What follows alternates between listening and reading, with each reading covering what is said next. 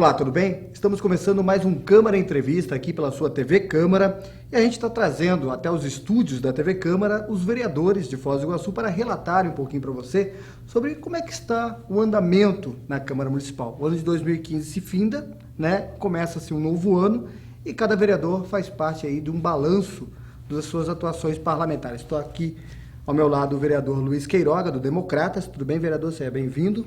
Bem, André, também cumprimentar os nossos telespectadores que estão em casa. Obrigado. Vereador, 2015 foi um ano turbulento para o Legislativo iguaçuense. O senhor que faz parte de um bloco, que hoje é chamado bloco de oposição na Câmara Municipal, mas também fez parte do governo, apoiando o atual governo que aí está? Eu digo que o ano foi turbulento não só para o Legislativo, mas para a sociedade iguaçuense de forma geral. Foi um ano bastante difícil, né? Está sendo, porque ainda estamos findando ele, mas foi um ano bastante difícil pelas questões da crise a nível nacional, o próprio Estado também, no começo tendo que fazer lá o pacotaço, os ajustes fiscais, enfim, que gerou muita polêmica, mas a gente percebe que no andar da carruagem esse ajuste fiscal se fazia necessário, até porque o político que é o gestor, o executivo, ele precisa fazer às vezes políticas que são impopulares, né, como essa, por exemplo, mas o Legislativo de Foz do Iguaçu também teve um momento turbulento porque nós percebemos, devido à falta de gestão de certos setores do executivo, nós tivemos que nos levantar na Câmara Municipal e usar das nossas prerrogativas para poder cobrar algumas coisas. E nessa houve bastante polêmica, discussão, até porque são duas bases, né? São a base do governo e a base da oposição. Você tocou no assunto de que nós deixamos a base do governo, nós ajudamos a eleger o governo que aí está, o governo do prefeito Reni Pereira, mas esses dias em um lugar eu disse, eu não sinto vergonha nenhuma em dizer isso, até porque a eleição dele não dependeu só de mim e do nosso grupo político. A cidade queria um renovo, a cidade naquele momento clamou por um renovo e 75 mil pessoas disseram que era para trocar, né, a gestão. Eu posso dizer que então eu não tenho vergonha nenhuma, até porque eu cumpri, eu tenho orgulho de ter ajudado a eleger naquele momento, mas eu tenho decepção no decorrer do processo de ter tido uma gestão tão ineficiente, uma gestão tão incompetente com relação a cada setor da prefeitura. Era uma prefeitura, tentei até ir para o governo, fui o único vereador que deixou ali para poder assumir uma secretaria, até porque eu ajudei um governo e eu queria que aquele governo desse certo e, sobretudo, a cidade pudesse caminhar. E nós, estando lá, nós percebemos que realmente era muito difícil a visão de gestão desse grupo político, que a cidade hoje respira isso, né? E nós, então, deixamos a base do governo ao voltar para o Legislativo, ao voltar para a Câmara. Era para ter ficado 6 meses, eu fiquei 4 meses. E aí tocamos, então, em frente o nosso mandato ali no Legislativo. Naquele momento o senhor anunciou que seria da base de oposição? Eu voltei para a Câmara no começo do ano, mas já com esse propósito, dando até um tempo para poder a questão se acertar. Eles gostariam que eu estivesse ali na condição de líder do governo, eu não aceitei, porque eu já estaria olhando isso. E no meio do ano, então, praticamente 5 meses depois, eu anunciei de forma pública a saída do nosso partido e a nossa também da base do governo. Com essa atitude do senhor, formou-se aí o bloco de oposição, que hoje é composto por 4 vereadores, não por 4 partidos, né, mas são 4 vereadores, o senhor, o Gessane da Silva, a Anice, o Gessane, a Anice e o Bobato. O senhor acredita que hoje o papel de oposição ao atual governo está sendo feito de uma forma coesa e realmente voltada para a oposição ferrenda aos trabalhos do Executivo ou não? Uma oposição moderada? Tem algumas coisas que nós discutimos internamente no bloco de oposição, que é a questão de algumas tomadas de decisões com relação ao que vai ser cobrado, o que vai ser falado, que vai ser mencionado ou documentado ali durante uma sessão. Muitas vezes nós percebemos que extrapola as discussões técnicas, enfim, Até porque nós já percebemos que algumas coisas já acontecendo se explicam aquele momento que talvez um ou outro vereador gostaria de entrar com um requerimento e fazendo certas cobranças. Eu considero, ela não é moderada. Na minha opinião, a oposição que eu tenho feito, e considero também a mesma oposição que o Gessani tem feito, uma oposição mais técnica, mais de estatísticas, mais de dados, para que nós possamos ter na mão o argumento técnico e assim então nós podemos cobrar aquilo que é de fato mais técnico do que político. Então eu não diria que a oposição ela tem sido moderada, ela tem sido equilibrada, na minha opinião. Em certos momentos a gente percebe que há algumas tendências políticas, né, que aí nós precisamos discernir. Então a própria oposição, ali dentro, no trato entre nós quatro, nós divergimos às vezes de certos assuntos, porque nós sabemos que não adianta trazer aquele assunto à tona, porque nós já sabemos o resultado. Então eu considero que nós temos feito uma política mais equilibrada. Vereador, nós somos às ruas, ouvimos a sociedade e dentro dos assuntos que nos chamou a atenção aqui na TV Câmara, no Câmara Entrevista, é uma bandeira de luta do senhor ao longo dos anos, né? O senhor vem do segundo mandato, né, como vereador, e a gente sabe da preocupação que é a duplicação da Avenida Felipe Vancher. Nós fomos às ruas, ouvimos a sociedade e um cidadão faz uma pergunta para o senhor. Vereador Queiroga, a gente quer saber essa obra Felipe Vancher, quanto tempo vai demorar para terminar? E se os vereadores estão fiscalizando essas obras e a falta da sinalização, como que os vereadores estão fazendo isso? José Pessim, autônomo, né, vereador, então já demonstra aí a preocupação com uma obra que é tão esperada, principalmente para aquela região ali, que é uma região onde o senhor mora também. Então, respondendo ao seu José, a pergunta é bem pertinente, até porque, como você colocou, já fazem, desde 2005, eu fui eleito vereador em 2008, assumi em 2009, mas desde 2005, enquanto morador da região, nós já fazíamos documentos, protocolávamos na prefeitura documentos abaixo-assinado, falando da necessidade da Felipe Vancher, né? Em termos de crescimento, desenvolvimento daquela região, a Avenida Felipe Vancher ela passou a ser com alguns asfaltos, algumas ruas e avenidas ligando o bairro a outro. A Felipe Vancher passou a ser uma alternativa, uma vicinal, né, que liga um extremo da cidade praticamente ao outro. Pelo centro você está vindo, pela Felipe Vancher do centro ao Morumbi, você está em praticamente 6 minutos, né? Então a Felipe Vancher ela acabou com esse desenvolvimento criando isso. Nós lutamos muito para que acontecesse essa duplicação, essas melhorias. Agora, quando aconteceu a licitação e as obras começaram, nós mantivemos ali, principalmente na Câmara, isso está documentado, né? Nós fizemos várias solicitações de sinaleiro, faixa de pedestres, sinalização, como o seu José colocou. Agora, com a construção da Felipe Vancher, a duplicação, é necessário que se tenha algumas sinalizações, talvez não essas pintadas no asfalto, mas algumas que possam orientar o motorista, né, ali que está trafegando por ela e o pedestre também.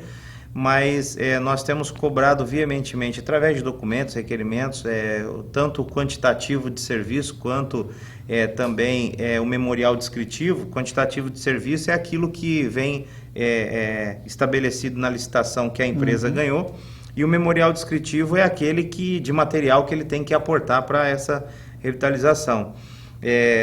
Há indícios de que não estava sendo feito de maneira correta. Eu fiz esse requerimento cobrando essa fiscalização, porque a fiscalização... seja, no projeto está uma coisa. Exatamente. O memorial descritivo diz lá o tanto de material que tem que ser colocado. Então eu fiz um requerimento solicitando que eles pudessem me enviar.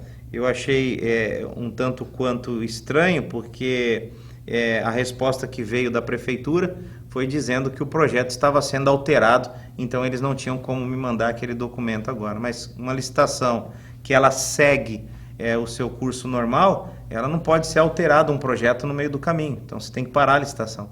Então é meio estranho aí, mas enfim, nós estamos cobrando essa questão sim, seu José, Está acontecendo alguns incidentes ali com relação a multas e outras coisas mais ali que é devido à falta de sinalização. O pedestre e o munícipe e também o motorista não tem culpa disso, mas nós vamos continuar essa fiscalização. O importante é ressaltar isso, que o vereador está ali justamente para não só fiscalizar, mas também para acompanhar esses trâmites e, como bem disse o vereador Queiroga, é um processo licitatório que está em andamento, mas que já está tendo alterações e isso com certeza preocupa não só o vereador, como também o usuário daquela principal via de acesso ao centro e também ao bairro. Mas, vereador, o senhor também é destaque num trabalho de ação, que é a realização e a implementação de ciclovias e ciclofaixas em Foz do Iguaçu. Já falando em Felipe Vancha, a gente fala em mobilidade urbana. Eu vi até hoje em Foz do Iguaçu 1 ou 2 ciclofaixas ou ciclovias. O senhor tem acompanhado esse processo? Desde o primeiro mandato nós estamos falando sobre essa questão de mobilidade urbana, a questão da ciclovia, viemos cobrando veementemente isso. Inclusive eu fui autor de um projeto, ele acabou não sendo aprovado, mas eu fui autor de um projeto que estabelecia que a cada nova avenida, cada nova rua, cada nova revitalização pudesse incluir as ciclovias, devido também ao Ministério, né, das Cidades prever isso em cada município, a questão da mobilidade urbana, ciclovias está incluída, ciclofaixas. Aí nós pedimos que fosse feito aqui na Jorge Schimmelfeng aquela questão da ciclofaixa, né? Uhum. Já que não dá para fazer ali com os tachões, fizesse uma ciclofaixa. Interessante como os motoristas, o trânsito de Foz do Iguaçu passou a respeitar aquela ciclofaixa ali, que você percebe até que cadeirantes estão usando ela para poder andar, os carros não têm invadido. Só que, na verdade, a ciclofaixa ali ela está feita de uma forma errônea. Ela deve ser feita pelo canteiro central, né? Todas as ciclovias, né? Elas devem ser feitas pelo canteiro central, exceto alguns estudos técnicos que possam entender que tem que ser feito na lateral. Lutamos muito ali pela renovação aqui da revitalização da pista do Bourbon, da Avenida Paraná. Tenho falado muito da Avenida JK, que ali pelo meio do canteiro central da Avenida JK, você tem ali desde o batalhão até o viaduto do Paraguai ali, você tem, da Tancredo ali, né? Uhum. Você tem essa ligação. Ou seja, se você parar para analisar, você sai do Porto Meira, tem a ciclovia, né? Que precisa ser revitalizada também. Muitos trabalhadores usam ela, mas você sai do Porto Meira, você pega a ciclofaixa do Boici e já anda um pedaço da JK, né, para cair lá ali no batalhão nessa ciclo. Então você vê que ela quase que tem ligado alguns extremos da cidade. Mas o que a gente percebe é que na JK tem aquelas árvores ali que as suas raízes já criaram certas irregularidades naquela pista, naquela calçada, pedestres têm caminhado, têm caído ali, pessoas que caminham, né?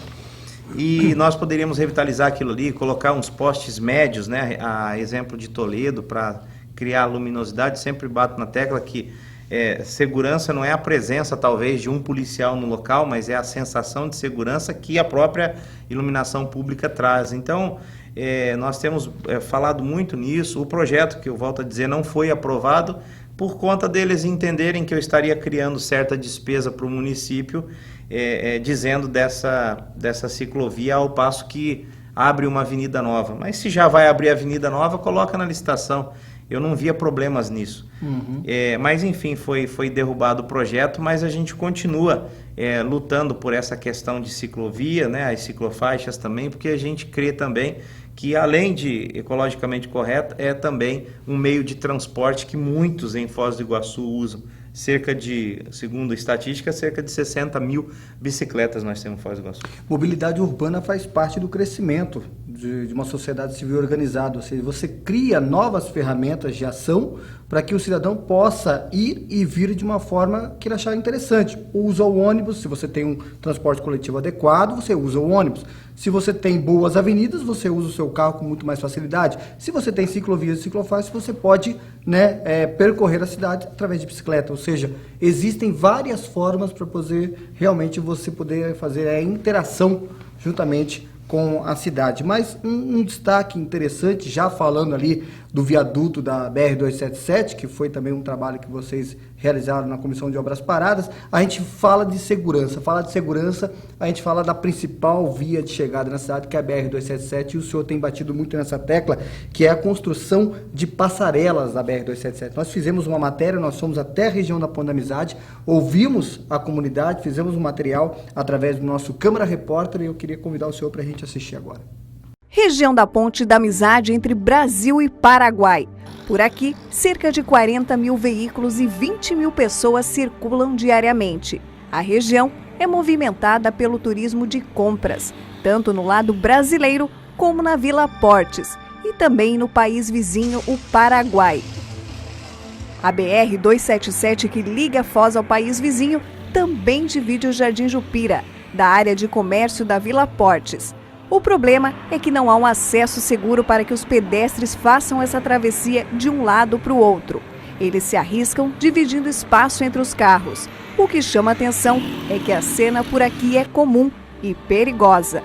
Mesmo com a lentidão dos veículos na fila para o Paraguai, houve no ano passado o registro de alguns atropelamentos, segundo os números repassados pela PRF. Ano passado a gente fez um levantamento em que aqui nessa região da Ponte da Amizade foram 23 acidentes. Desses 23 acidentes, 6 foram atropelamentos. O policial rodoviário diz que eles tentam organizar esta travessia da melhor maneira para os pedestres, mas que nem sempre há condições adequadas. Quando o fluxo está muito grande, né, isso não faz tanta diferença porque as pessoas conseguem atravessar aí de uma forma mais tranquila. Porém, nos momentos em que não há a fila, que os veículos que vêm aqui transitam numa velocidade um pouco maior, realmente há um perigo iminente aí, principalmente no período noturno, né? Onde dos seis atropelamentos no ano passado, a gente constatou que 3 foram no sábado de noite. As comerciantes confirmam a falta de uma estrutura que possa dar segurança às milhares de pessoas que transitam pela região todos os dias. E o pessoal que mora aqui no Jupira mesmo, eles vêm fazer compra, eles não têm como passar, tem gente que vem de carriola, eu acho um absurdo isso. Sabe, vem de carriola, é mãe para levar as crianças, chega aqui 6 horas da manhã. Quem tem vai para creche, vai para supermercado também, esse lado não tem, né? Tudo do lado de cá, farmácia, posto de gasolina, tudo do lado de cá. E muito acidente, falta passarela porque tem muito velhinho, idoso e tem esse mendigo também, já aconteceu muito acidente aqui. É preocupante, senhora, é muito preocupante, porque faz 15 dias que aconteceu um acidente também, que um motoqueiro também tirou as pernas por culpa porque falta passarela aqui. Em Foz do Iguaçu, a única passarela está localizada na BR-277, na entrada da cidade. E percebendo essa deficiência na região da Ponte da Amizade, os vereadores Gessane da Silva e Luiz Queiroga entraram com pedido na Câmara, solicitando informações do superintendente regional da região oeste do Departamento de Estradas e Rodagem do Paraná, o DER Paraná, sobre a possibilidade de construção de uma passarela de pedestres nas proximidades da aduana Brasil-Paraguai após o viaduto da JK. Faça alguma coisa, que apareça alguma coisa, porque pode ver, não tem nada, não tem uma lombada, não tem nada para eles parar, passar devagar, porque aqui pedestre passa, não é essa gente de carro. Então precisa urgente da passarela aqui. Vereador, qual foi a resposta do DER para essa ausência de passarela na BR-277? Então, a principal resposta que nós tivemos até então é que é a questão de recursos, né? Mas depois, conversando também com a Ecocataratas, que é a responsável pela jurisdição ali, eles nos disseram que até então nenhum representante da cidade foi nos solicitar isso. E até isso nos chamou a atenção, porque ele disse que aqui Santa Terezinha de Itaipu, se não me engano, que acabou de ganhar mais uma passarela, o próprio prefeito tinha ido à Ecocataratas e juntamente com eles ao Departamento de Transporte do Estado do Paraná para poder reivindicar essa passarela. Então, nós tivemos já uma reunião com a Ecocataratas também sobre essa questão. Eles disseram que iam colocar isso como prioridade lá no Ministério na Secretaria de Transporte lá do Estado do Paraná. mas até agora nós não tivemos mais retorno sobre essa questão. É um assunto que nós vamos ter que continuar cobrando, vamos ter que continuar falando, como foi a Felipe Vante, nada acontece da noite para o dia, né? Nós começamos a cobrar aquela Felipe Vante, a falar da necessidade que já se via em 2005. Então, nós falamos da necessidade dessa passarela agora nesse ano, esperamos que não só a passarela ali da BR-277 na altura da Vila Portes, como bem colocou a moradora, nós temos também ali mães, famílias que saem para levar as crianças nas creches, que é tudo do outro lado, como ela bem colocou, né? Até nós não tínhamos se atentado para isso, para essa preocupação, né? Por esse viés também. Creches, farmácias, tudo, né, lá do outro lado. Então as famílias saem dali com crianças, enfim. Além da preocupação com o veículo, tem a preocupação do roubo, do assalto. É uma região muito visada ali, a segurança ali, a falta de segurança impera naquela região também, né? E de certa forma não é só ali, mas a gente percebe aqui, por exemplo, também ali na altura do Cadeião ali, né? Para onde entra para a penitenciária, ali também tem muito pessoas que vão visitar e saem com crianças, né? As famílias vão lá, levam os filhos para os pais que estão lá ver, ou as mães, enfim. E aí eles não têm essa travessia ali da BR. Agora, um dos pedidos do senhor também, já ponderando por esse lado da BR-277, que é além da passarela, é a iluminação também, que é precária em certos pontos da rodovia. Ali próximo ao Cadeião é um exemplo disso. Ali, se eu não me engano, se me falta engano, tem apenas um poste de iluminação no centro entre a BR-277, que faz aquela iluminação ostensiva ali, mas ela não garante segurança. Foi, né? Outro ponto que a gente lutou muito e estamos lutando, né, muito sobre a questão da iluminação pública. Você veja bem, Medianeira, saindo de Matelândia, sentido Foz do Iguaçu, você quando está entrando ali já no município de Medianeira, você já encontra toda aquela BR ali iluminada praticamente até a saída de Medianeira. Então nós estamos falando de um pedaço em Foz do Iguaçu que é bem menor, bem menor que esse pedaço que foi iluminado em Medianeira, e não tirando a importância que tem o município de Medianeira, mas olha a complexidade que se dá com famílias ali atravessando nessa questão aí do próprio Cadeião ali. Né? A gente pode ir mais além. Medianeira, Matelândia e São Miguel do Iguaçu receberam obras que realmente reorganizaram a questão da BR-277. Por exemplo, né, viadutos, os carros passam por baixo, ou seja... Medianeira tem 3. Então, é isso que eu falo. Raramente você vê o cidadão tendo que atravessar de um lado para o outro utilizando a BR. Agora como é que nós não vamos dizer que aquele, por exemplo, e também temos falado muito aquele do trevo ali do Hotel Recanto, não é importante para que seja do trevo do CTG Charrua também, como foi o da Paraná, mas aquele do Hotel Recanto ali no horário de pico é praticamente impossível, né? Você trafegar ali com tranquilidade e com segurança também. Então os carros atravessam um na frente do outro. Às vezes a Polícia Rodoviária Federal, né? Ela tem que vir na frente de segurando a fila para poder liberar uma. Então isso é um transtorno já para a população de Foz do Iguaçu. Há anos, né? Isso aí já está vindo se arrastando e cada vez mais vai ficando mais grave. Nós tivemos aí no feriado da Páscoa, né?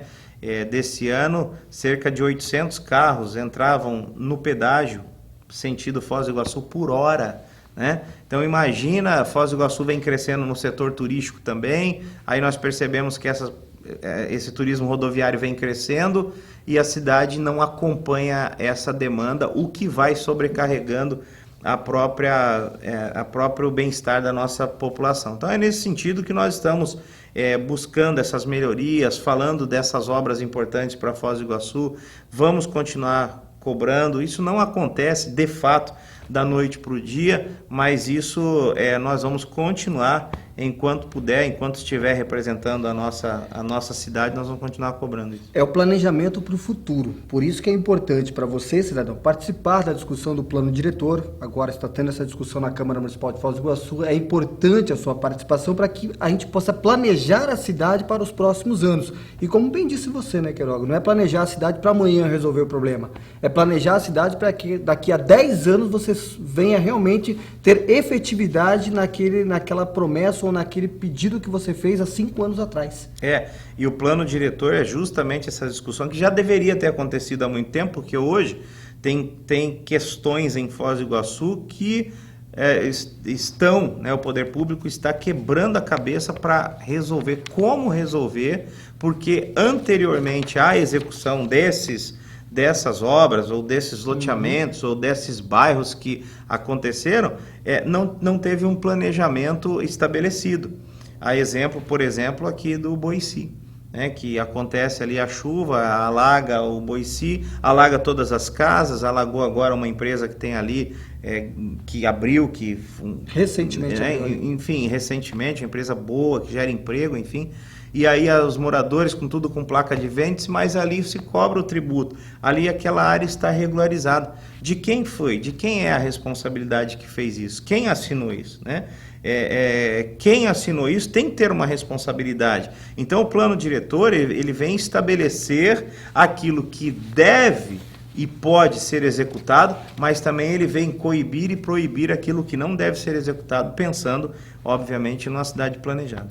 Visando o desenvolvimento da cidade, a gente percebe, dentre outras ações que é desenvolvida pelo senhor na Câmara Municipal, um projeto interessante que é a parceria do Poder Público Municipal com as faculdades da cidade, para que essa faculdade possa propor, né, um desconto, né, o Poder Público possa propor um desconto na emissão da nota fiscal daquela faculdade, que vai poder gerar, assim, a condição de que uma pessoa de baixa renda, um aluno de baixa renda, consiga ingressar numa faculdade pública privada para que ele possa ter direito e acesso ao ensino de qualidade. Que existem cursos hoje que uma faculdade pública não dispõe, mas que a faculdade privada dispõe. Então nós fomos nas ruas, ouvimos a sociedade e justamente um cidadão faz esse questionamento, ele quer saber como é que está esse projeto e por que o senhor fez essa intenção com o governo municipal. Vereador, gostaria de saber sobre o projeto da escola pública e privada.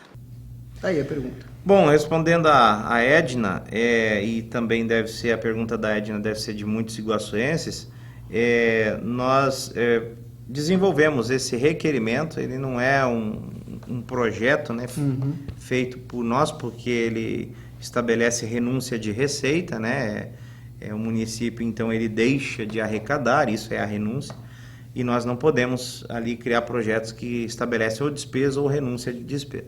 Nós procuramos, assim, dar oportunidade ao menos favorecido com esse pedido, através desse requerimento que foi aprovado por unanimidade, pedimos ao prefeito que pudesse elaborar um projeto que ele estabelecesse um desconto no ISSQN das faculdades, né?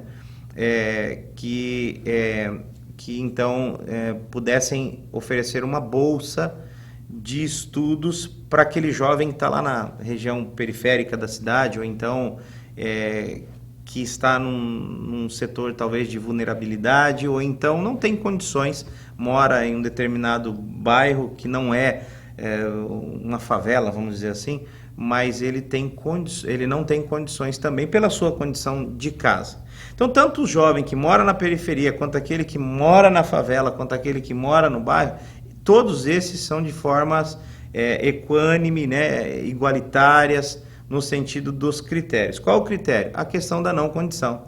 Quem através desse pedido para que elabore-se esse projeto, quem que vai ver esse critério? Quem vai julgar isso? Uma comissão feita pela assistência social, feita pela Secretaria de Educação do município, né? E também passa pela própria entrevista na faculdade, porque daqui a um pouco você dá oportunidade para um aluno, mas ele tira a paciência de todos os alunos que estão ali. Tem questões disciplinares, de presença, ele vai ter que frequentar realmente a aula, ele vai ter que ser disciplinado, senão ele perde essa oportunidade. Mas é lógico que antes disso acontecer, todos esses critérios vão ser vistos, porque estão estabelecidos no projeto, pela própria prefeitura, através da Secretaria de Assistência Social, psicólogo, a Secretaria de Educação, né, para poder então observar esse critério. Aí sim, depois de analisado isso, ele ingressa a essa faculdade que o município vai determinar a cotização que essa faculdade teria para poder dar essa bolsa. Nós tivemos uma resposta do município que eles estão vendo essa viabilidade. Eu gostaria que pudesse começar isso nesse ano agora, né? O senhor chegou a convidar também os reitores, estiveram na Câmara. Nós tivemos uma reunião muito profícua lá, onde estiveram presentes os reitores das faculdades, as principais faculdades de Foz do Iguaçu, particulares, e também a Secretaria de Administração do município, juntamente com o procurador do município. E eles entenderam salutar a proposta? Eles entenderam que seria possível realizar. Já mencionaram que é possível realizar. E tem esse mesmo projeto que nós estamos pedindo para que eles viabilizem, esse projeto já existe em outros municípios. Então, a exemplo desses outros municípios, nós poderíamos, isso não é plágio, né? O que é bom, né, a gente tem que desenvolver. Lógico. Então, a exemplo desses outros municípios, o nosso município poderia cooptar essa ideia e botar em prática em Foz do Iguaçu também, para que nós possamos dar oportunidade a esses menos favorecidos. Porque, às vezes, até é bom que o telespectador que está nos assistindo em casa, existem famílias que moram lá dentro de uma favela, com um sistema vulnerável muito grande, né, de questões ali de arregimentar para o crime, enfim. Mas existem muitas pessoas que estão lá dentro exatamente pela falta de oportunidade, que os pais não tiveram, e que ele cresceu, mas cresceu dentro de uma educação importante. Os pais souberam educar, ele não se envolveu. E nós não podemos criar nenhum tipo de discriminação, nem preconceito pela região que ele mora. E muitas vezes isso acontece. Então esse projeto ele vem tirar esse preconceito através desses critérios que vão ser estabelecidos e oportunizar a vida daquele jovem que poderá, no futuro, ser um excelente profissional. O que falta a ele é só a oportunidade. E cabe a nós, do poder público, estabelecer as regras, as leis, as melhorias para poder trazer esse jovem à oportunidade. Falta a contraproposta do município, então. Nós estamos aguardando que o município possa, então, levantar esses estudos. Entendemos que tem muitas coisas acontecendo hoje no município, como, por exemplo, a precarização da saúde, e eu digo da gestão da saúde, porque em termos nacionais até nós não vemos aí nos corredores as macas e as pessoas deitadas. Tudo bem, nós talvez não estejamos tão abaixo quanto ao nível da educação em termos proporcional nacional. Mas nós cremos que a gestão deixou muito a desejar, haja visto aí agora a intervenção novamente do município naquilo que é a questão de fundação. E aí essa história se desenrola por anos, né? Na questão aí da precarização da saúde, porque você percebe também que o município não tinha como aguentar um hospital municipal da forma que foi feito no passado. Então nós sabemos que o que está talvez atrasando um pouco projetos dessa magnitude, que é oportunizar esses jovens nas faculdades, essa renúncia de receita. Como é que nós vamos dar renúncia de receita se nós estamos com restabilizar uma bomba dessa aí com a saúde de Foz do Iguaçu? Então entendemos que tem algo que está na frente, né? Mas essa nossa luta está na fila aí. A gente percebe, vereador, que várias ações estão sendo desenvolvidas no município de Foz do Iguaçu. A Câmara tem alta participação nisso, porque é justamente a voz do vereador, é a voz do povo que ecoa nos corredores do Executivo. E dentre as discussões que estão mais inflames, né, se trata da questão do transporte coletivo urbano de Foz do Iguaçu. Recentemente nós tivemos um aumento no valor da passagem, ele passou, né, a custar um valor que na realidade é o que se custa hoje em Curitiba, né, diferença ali de centavos, só que Curitiba hoje tem transporte coletivo urbano de qualidade, tem novos ônibus até maiores, tem corredor do transporte coletivo, e Foz acompanha no preço, porém deixa a desejar no seu sistema de atendimento ao cidadão. E eu tenho uma pergunta de um cidadão que faz justamente essa colocação para o senhor. A atual situação do transporte coletivo em Foz foi tema de debate aqui no Legislativo. O requerimento do vereador Luiz Queiroga, aprovado por unanimidade, solicita ao diretor do Fostrans informações sobre a possibilidade da troca de toda a frota de ônibus aqui no município. Na realidade, nós recebemos alguns e-mails de usuários nós recebemos alguns telefonemas de usuários, nós recebemos telefonemas de pessoas que representam uma certa instituição que fiscaliza esse trabalho do transporte coletivo. Segundo eles, no e-mail, eles disseram que eles enviaram para alguns gabinetes de alguns vereadores e não obtiveram resposta. Então, em primeiro lugar, esse requerimento é para trazer uma resposta a usuários que estão nos pedindo. Eu não teria como eu não fazer algo para dar uma resposta contundente, ou seja, por escrito, porque quando você faz um requerimento, a resposta vem por escrito do governo. Se o governo já está trocando a frota, se o governo ainda vai trocar, para mim não interessa. O que eu quero é a resposta escrita, que através do requerimento me dá o direito de explicar para aquelas pessoas que são usuários e que nos utilizam como seus verdadeiros representantes. O Fostrans é o órgão responsável pela fiscalização da empresa que presta serviço do transporte coletivo em Foz. E para o diretor, Carlos Juliano Budel, o requerimento não precisava ser apresentado, pois a troca dos ônibus já está acontecendo no município. Porque a frota de ônibus de Foz do Iguaçu, ela tem ônibus que estão sendo trocados, mas tem uma quantidade grande de ônibus que estão em perfeitas condições e passam por vistoria do Fostrans. O que deverá ser feito agora é que nós temos uns 15 ônibus que deverão ser trocados, que estão esperando a sua digamos assim, final de vistoria para entrar em circulação. Mas dentro daquilo que o contrato define, o Fostrans tem fiscalizado e cobrado do consórcio a melhoria da frota. Só não teremos condições nesse momento de pedir ar-condicionado porque a legislação tem uma lei na Câmara que estamos pedindo a sua revogação que define que para se ter o ar-condicionado as empresas teriam por parte do município um benefício fiscal ou financeiro que o município não tem condições de dar. E até o final do ano alguma resposta sobre isso por parte do Fostrans? Não, nós já temos alguns veículos que vão ser 15 veículos que estão já para entrar nos próximos dias aí, dentro da programação e até o final do ano mais. Então, o requerimento está sendo em cima já de um fato concreto. Para o líder do prefeito aqui na Câmara Municipal, o vereador Hermógenes de Oliveira, o problema atual do transporte coletivo vem de uma má gestão do passado. Na verdade, na hora que foi feita a licitação do transporte coletivo, o ex-prefeito perdoou 18 milhões e 240, que esses 18 milhões que eles deviam de impostos. Esse 18 milhões e pouco que era para fazer ampliação de ponto de ônibus, melhoria no terminal, e isso tudo, esse dinheiro desapareceu, que foram já condenados pelo Ministério Público, com os bens indisponíveis, e isso a oposição não quer tocar no assunto, isso não interessa.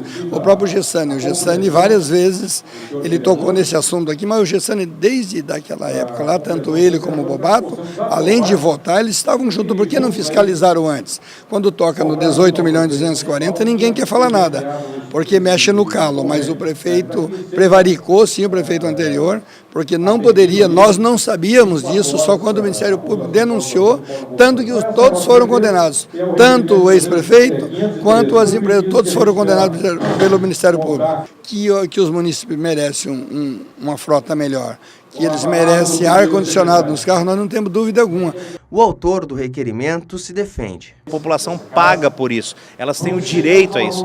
Foi falado nas últimas eleições que colocaria ar-condicionado nos ônibus, nada aconteceu. Foi falado no projeto que nós aprovamos aqui nessa casa na legislatura passada, que teria terminal em Três Lagoas, que teria terminal em outros bairros, não teve. Então, portanto, nós fomos enganados aqui também ao votar esse projeto que não é cumprido.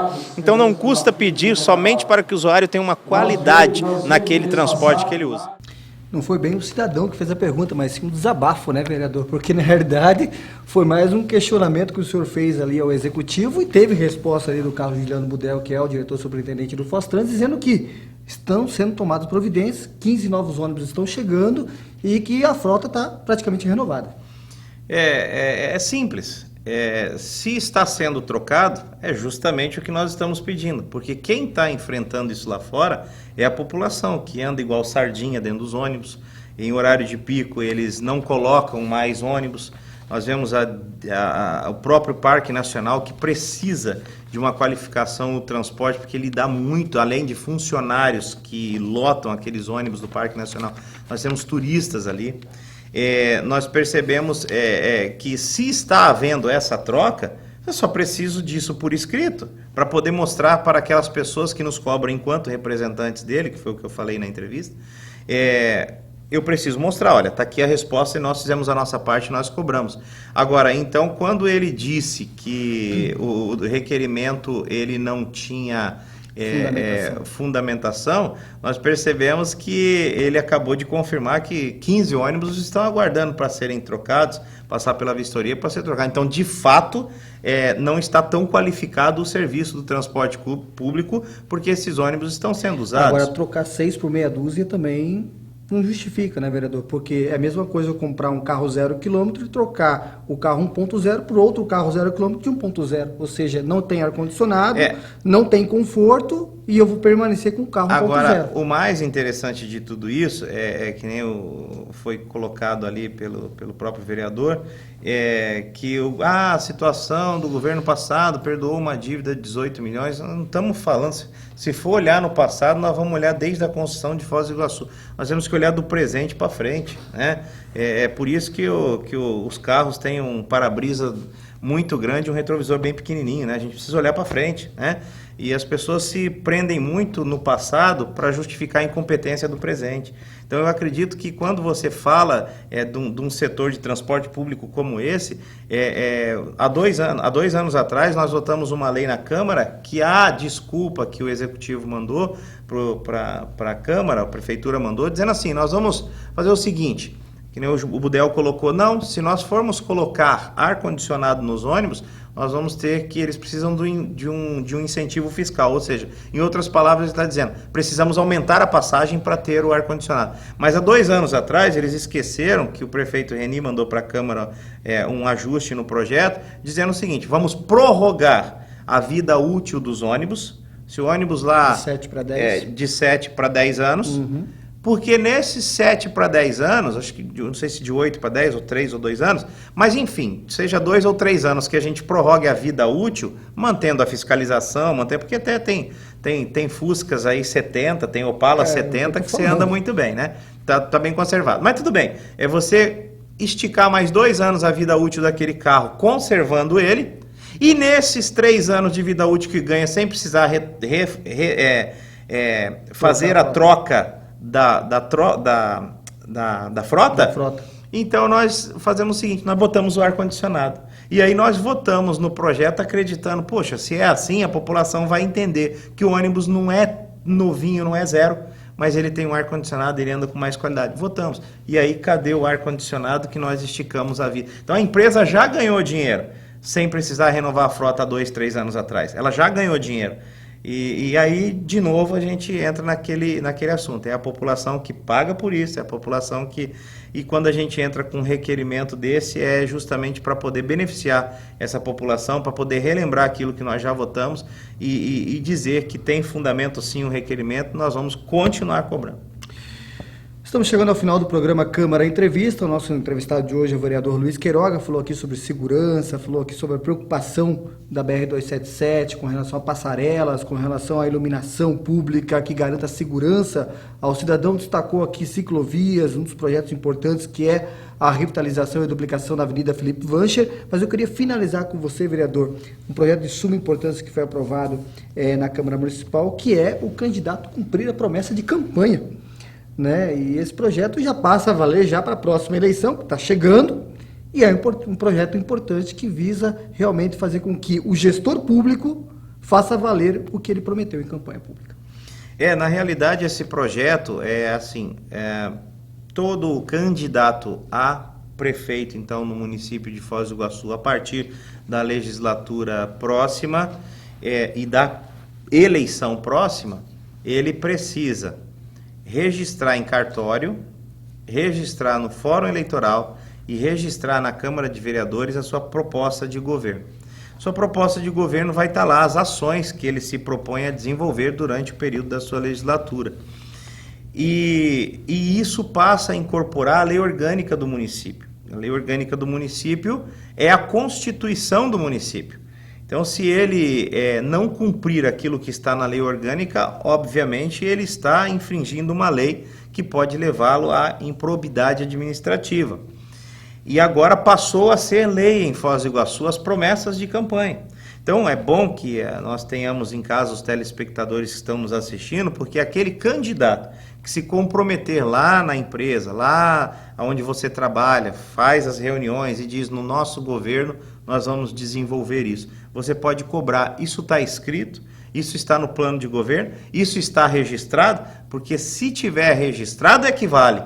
Agora, se ele for lá só falar e não registrar, é um sinal de que ele já não quer cumprir, porque registrando ele sabe que ele vai ter que cumprir. Como é que vai funcionar? Aquele que for eleito, então, ele vai ter um ano de carência, aí, vamos dizer, né? Gestão aberta, né? Para ele poder, então, começar a realizar aquilo. 6 meses depois do primeiro ano, ou seja, ele ganha em 2016, assume em 2017, no meio do ano de 2018 ele é convocado, está no projeto, à Câmara Municipal, junto com a população, para ele poder dizer: olha, esse primeiro item aqui nós está em andamento, esse segundo item nós já cumprimos, esse terceiro projeto de governo aqui, que nós tínhamos como plano de governo, não está em andamento, por isso.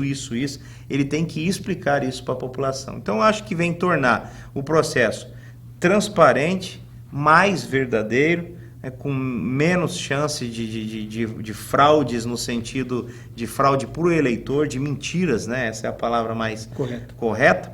Então, para que ele possa ter um compromisso maior com a verdade e com aquilo que ele pode ou não desenvolver durante a sua gestão. E assim a população também, ao decorrer da sua gestão, poder estabelecer ali o compromisso que ele tem com a verdade, daquilo que ele falou no período de campanha, se ele cumpriu ou não. Vereador, olhando para aquela Câmara ali, 2016, bom para o senhor, sabemos que é um ano eleitoral, é um ano de corrida eleitoral, né? A gente sabe dos interesses que cada vereador tem com relação ao pleito eleitoral que se avizinha, mas desejo ao senhor em 2016 que seja bom, que realmente seja, vamos dizer assim, de resultados como foi 2015, assim acredito. Foi um ano muito bom, né, no sentido de propostas, no sentido de poder produzir, né? Eu acho que quando a gente se sente no poder público bem, é quando nós podemos produzir, quando a gente pode realizar, embora o vereador não realize, né, obras, mas a gente pode estar cobrando, a gente pode estar caminhando, a gente pode estar auxiliando, pode estar ajudando a que sejam executadas essas obras. Aproveitando aqui aos nossos telespectadores, desejar um feliz 2016, um ano que seja um ano de realizações, um ano que você possa estar propenso a realizar, a se preparar em família, em relacionamento, a construir, né, relacionamentos e também poder produzir, não só dentro da sua família, mas para si próprio, né? Se sentir, de certa forma,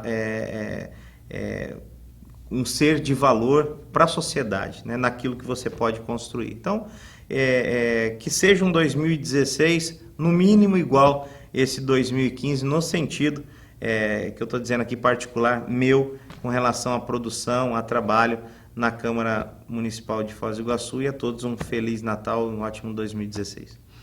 Um abraço para você, voltamos a qualquer momento aqui na programação da sua TV Câmara com o Câmara Entrevista. Tchau, tchau.